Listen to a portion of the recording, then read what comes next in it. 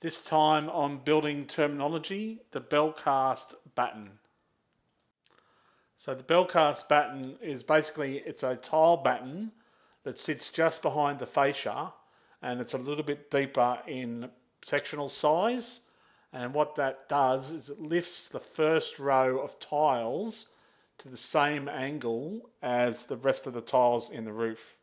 Remember, that first tile is not sitting on the tile on the bottom side like the rest of the tiles are.